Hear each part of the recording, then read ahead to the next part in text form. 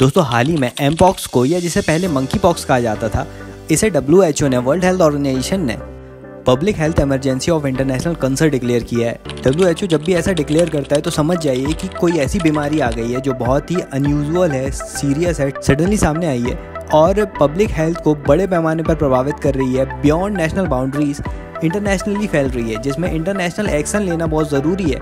तो WHO public health emergency of international concern declare करता है ऐसी बीमारी को। WHO ने एमपॉक्स को क्यों डिक्लेयर किया? देखिए, एमपॉक्स ऐसी बीमारी है जो स्क्वायरल, डॉर्मेस, मंकीज, रैट्स आदि के थ्रू ह्यूमन में फैलता है। यदि ये जीव एमपॉक्स से इन्फेक्टेड है और बाइट कर लेते हैं किसी को, स्क्रैच कर देते हैं या इन जीवों के मीट को कोई कंज्यूम कर लेता है, तो ये एमपॉक्स डिजीज़ इन जानवरों से ह्यूमन में आ जाती है। सबसे पहले इसे 1970 में डिटेक्ट किया गया था। मतलब ये एक जूनोटिक डिजीज़ है। ऑर्थोपॉक्स वायरस इसे फैलाता है। इसका वाहक या एजेंट होता है।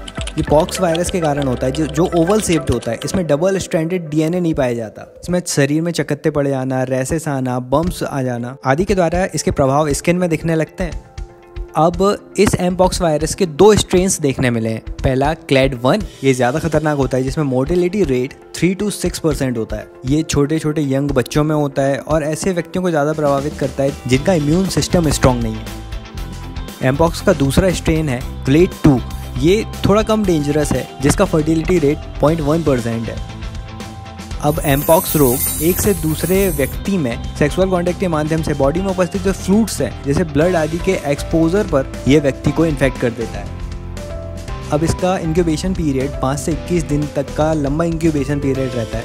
इसके सिम्टम्स में headache, muscle ache, back ache, lack of energy, fever, swollen lymph nodes, rashes आदि इसके सिम्टम्स हैं।